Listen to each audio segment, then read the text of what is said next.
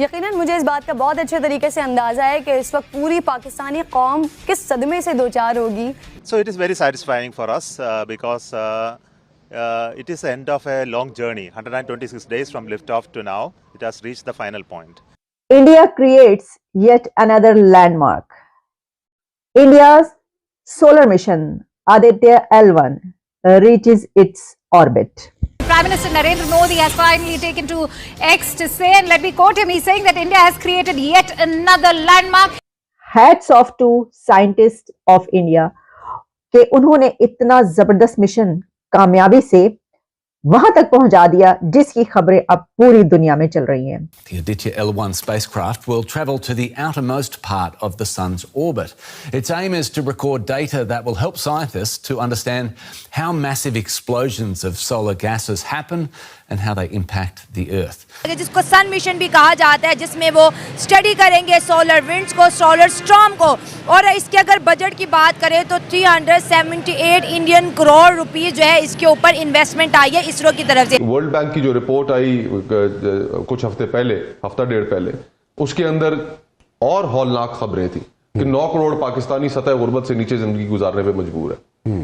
2 करोड़ 80 लाख बच्चा जिसने कभी स्कूल की शक्ल ही नहीं देखी। गार्डियन से लेकर अल जजीरा तक और अल जजीरा से लेकर रॉयटर्स तक एक ही खबर कल रात से वायरल हो रही है और वो ये है कि India creates yet another landmark. Report आई कुछ हफ्ता डेढ़ पहले, उसके अंदर और हौलनाक खबरें थी कि 9 करोड़ पाकिस्तानी सतह गुर्बत से नीचे जिंदगी गुजारने पे मजबूर है। 2 करोड़ 80 लाख बच्चा जिसने कभी स्कूल की शक्ल ही नहीं देखी पाकिस्तान के अंदर। 25 लाख नौजवान आपका हर साल जॉब मार्केट में ऐड होता है जिसके लिए आगे कोई रोजगार नहीं है। 40% बच्चे पाकिस्तानी स्टंटेड ग्रोथ का शिकार है। अब जहां पर इस तरह के हालात हों वहां पर आप हम सारों की आपस की लड़ाइयां चेक करें और अफसोस होता है कि ये लड़ाई इसलिए नहीं है कि कोई इश्यूज के ऊपर या पॉलिसीज के ऊपर हम एक दूसरे से उलझे हुए। जय हिंद दोस्तों, तो पहले मैं आपको वीडियो का टॉपिक समझा देता हूं, उसके बाद वीडियो देखते हैं। तो हमारा आदित्य L1 मिशन जो सूरज के लिए लॉन्च हुआ था वो उस पॉइंट पर पहुंच चुका है जहां उसे भेजना था, यानी कि वहां पर वो स्थिर है। अब वो सूरज के चक्कर लगाएगा और सूरज की डिटेल हम तक भेजेगा। अब लगभग 15,000 किलोमीटर के आसपास दूरी है धरती से उसकी।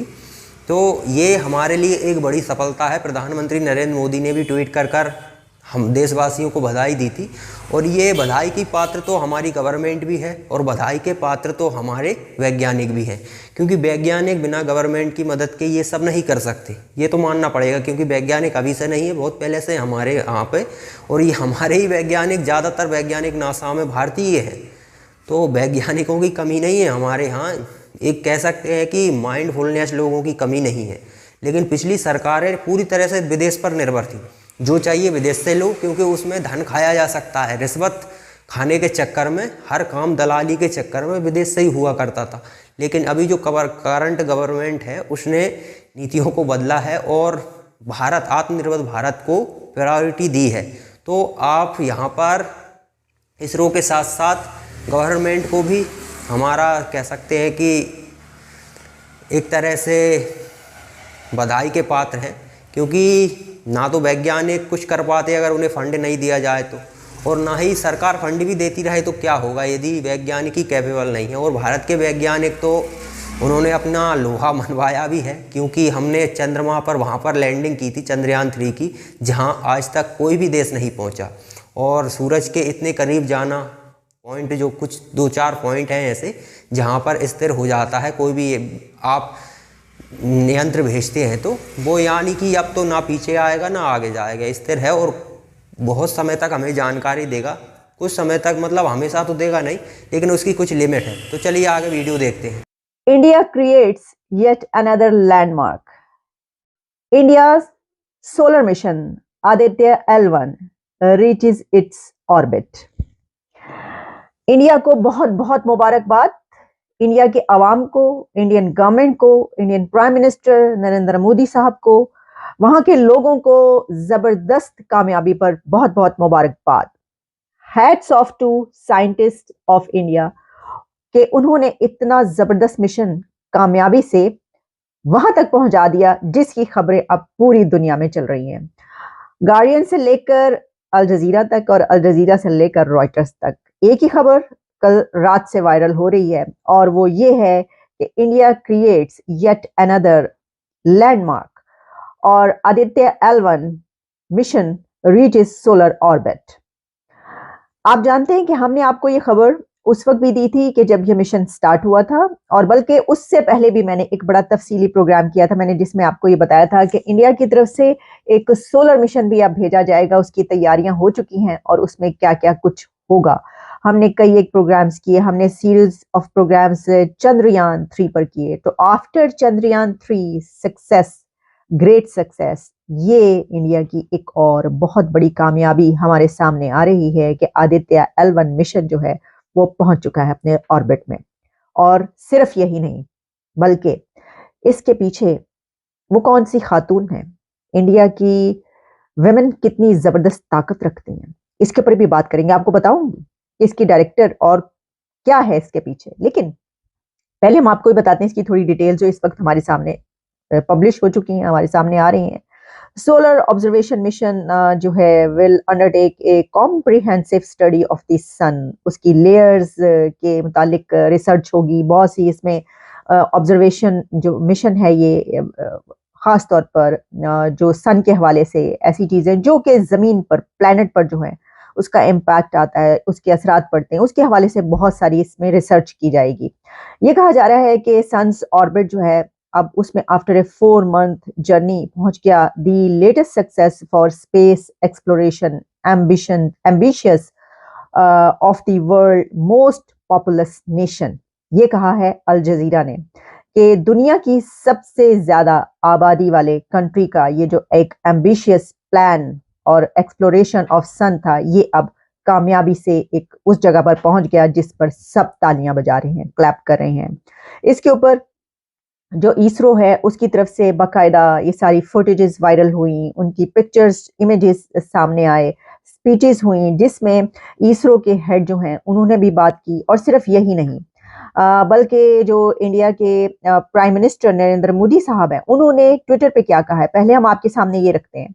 उनका कहना था कि India creates yet another landmark, India's first solar observatory Aditya L1 reaches its destination. It is a testament to the relentless dedication of our scientists in realizing among the most complex and intricate space missions.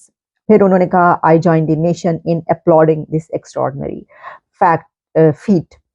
We will continue to new frontiers of science for the benefit of humanity. Exactly. ये तो हम जानते हैं कि you will continue. India आप ये जारी रखेंगे, आप जहां पर पहुंच चुके हैं इसमें तो कोई दो राय है ही नहीं। और ये बात फॉर ह्यूमैनिटी, ये भी बिल्कुल सोलाने सच है। इसकी वजह ये है कि जब भी पूरी दुनिया से कोई ऐसा मिशन भेजा जाता है, चाहे वो सोलर मिशन हो, सोलर मिशन तो देखिए ना बहुत ही कम इस तरह के मिशन जो हैं आपको नजर आएंगे, बल्कि जो इंडिया है जो साउथ पोल पर मून के पहुंचा है वो भी पहला कंट्री है। तो इंडिया हर चीज में, हर कामयाबी में एक पहला कंट्री बनता चला जा रहा है। तो ह्यूमैनिटी को इससे जो फायदा होगा वो तो अपनी जगह पर, हम ये देखते हैं कि क्लाइमेट हो, स्पेस हो, इसमें इंडिया की जो भी कामयाबियां हैं उस कामयाबी में पूरी दुनिया शामिल है। यही वजह है कि नासा के साइंटिस्ट जब चंद्रयान 3 का होना था लॉन्च, तो उस वक्त वहां पर पहुंचे थे, और वो इसलिए कि ये देखें कि किस तरीके से इन्होंने किया, इनकी क्या टेक्निक्स हैं, क्या टेक्नोलॉजी है। और अभी भी इंडिया और जो इसरो और नासा हैं वो मिलकर बहुत सारे ऐसे मिशंस जो हैं वो कर रहे हैं और उनके काफ़ी प्लान्स हैं। उसके मुतालिक भी हम बात करते चलेंगे। जो गार्डियन है वो ये लिखता है, India solar mission reaches sun's orbit, और इसमें वो बताते हैं कि ये जो ऑब्जर्वेशन मिशन है अब उसमें दाखिल हो चुका है आफ्टर 4 month जर्नी। तो दोस्तों, हमारी इस सफलता से पाकिस्तान पीड़ित हो ऐसा ही नहीं है, बल्कि वो देश भी पीड़ित हैं जो हमारे अपने देश हैं। फ्रांस हो गया, मतलब हमारे मित्र देश हैं, अब कह सकते हैं रूस हो गया, चीन तो पीड़ित होना ही होना है। चीन और पाकिस्तान, इनको तो पीड़ा होनी है। जो हमारे मित्र देश कहे जाते हैं, अमेरिका हो गया, अमेरिका तो पन्नों और जोर शोरस के जरिए हमें उंगली कर ही रहा है। तो वो तो स्पष्ट दिखाई दे रहा है कि उनकी मजबूरी है, क्योंकि उन्हें चीन को और रूस को काउंटर करना है, तो उन्हें भारत की ज़रूरत है। अगर भारत भी इस फील्ड में आ गया रूस और चीन की में, तो फिर अमेरिका तो बहुत कमज़ोर हो जाएगा। इसलिए वो चाहते हैं कि भारत का साथ मिला रहे उन्हें, लेकिन वो चाहते हैं कि ऐसी गवर्नमेंट बैठे जो उनके कंट्रोल में चले। जैसे कि जॉर्ज सोरोस ने कहा था ना कि अडानी को गिराओ तो मोदी गिर जाएगा, यानी कि वो मोदी को हटाना चाहते हैं। मोदी को क्यों हटाना चाहते हैं? क्योंकि मोदी सबसे पहले भारत के हित देखते हैं, वो इन लोगों के दबाव में नहीं आते। तो वो चाहते हैं कि ऐसा लुंज पुंज सा व्यक्ति यहाँ प्रधानमंत्री बनाया जाए जो उनके कंट्रोल में हो। जॉर्ज सोरोस ने कहा था ना कि अडानी को गिरा दो तो मोदी गिर जाएगा। फिर अब स्वाभाविक है, अगर वो मोदी को हटाना चाहता है तो किसी ऐसे व्यक्ति को बिठाना चाहता होगा जो उसके हिसाब से काम करे, क्योंकि अभी मोदी जी तो किसी की भी नहीं सुन रहा है, वो अपने हिसाब से काम करते हैं। अब अमेरिका को पीड़ा नहीं होगी हम रूस से ऑयल खरीद रहे हैं, वो रूस से सैंक्शंस क्यों लगाए थे? ताकि रूस की अर्थव्यवस्था खत्म हो जाए, रूस पूरी तरह से बर्बाद हो जाए, इसीलिए लगाए थे ना। लेकिन हम ऑयल खरीद रहे हैं, हम व्यापार कर रहे हैं, उस चक्कर में रूस काफ़ी मजबूत बना हुआ है। स्वाभाविक, हालांकि अंतर पड़ा है काफ़ी, पश्चिमी देशों से काफ़ी व्यापार कम हुआ है तो अंतर पड़ा है, लेकिन बच तो गया है, सरवाइव तो कर रहा है ना। तो ये पीड़ा नहीं होगी इन्हें। फ्रांस हो गया, फ्रांस हमें हथियार बेचता है, रूस हमें हथियार बेचता है, तो ये चाहेंगे कि कभी हम खुद हथियार बनाएं? कभी नहीं चाहेंगे, क्योंकि इनके हथियार फिर कौन खरीदेगा। तो ये पीड़ा सभी को है, ऐसा नहीं है कि सिर्फ पाकिस्तानियों को पीड़ा है। पाकिस्तानी हमें थोड़ा अच्छा लगता है पाकिस्तानियों की ये पीड़ा देखकर, और अच्छा लगना स्वाभाविक है, क्योंकि इन्होंने हमें वो जख्म दिए हैं जो कभी नहीं भरेंगे। पाकिस्तान भले टुच्चा सा देश है, छोटा मोटा, लेकिन इतना किसी से हमें कोई दिक्कत नहीं है जितना पाकिस्तानियों से, क्योंकि पाकिस्तानी आज भी, अब आप देखिए, खाने को कुछ नहीं है फिर भी भारत के खिलाफ साजिशें करना नहीं छोड़ेंगे। पाकिस्तानियों को सुनो आप, वो आज भी कहते हैं कि एक पाकिस्तानी 1000 भारतीयों पर भारी है। मतलब अभी भी पेट में रोटी नहीं है, खुद के बच्चे भूखे मर रहे हैं, रहने को घर नहीं है, मतलब बहुत बुरी ज़िंदगी जिल्लतवारी जी रहे हैं, भीख मांग रहे हैं पूरी दुनिया में। लेकिन फिर भी भारत से जो नफरत है वो बनी हुई है बॉस, उसमें किसी भी तरह की कोई कमी नहीं आई। इसीलिए पाकिस्तान को हम प्रायोरिटी देते हैं। हमारी कामयाबी के लिए भारत सरकार को और इसरो के सभी वैज्ञानिकों को धन्यवाद, और पाकिस्तानियों को भी बहुत बहुत बधाइयाँ। इसी तरह बर्बाद होते रहिए, क्योंकि तुम डिज़र्व करते हो, नफरत करते हो जिस तरह से दूसरे लोगों से, तो यही होगा तुम्हारे साथ। जो काफिर तुम्हारे यहाँ रहते हैं उनके बच्चों को उठा लेते हो, उनके घरों पे हमला कर देते हो, उनके ज़मीनें कब्जा लेते हो, तो अब तुम्हारे बच्चे भूखों मर रहे हैं, तो इसमें किसका कसूर है? तुम्हारा ही कसूर है, तुम डिज़र्व ही करते हो वही चीज़।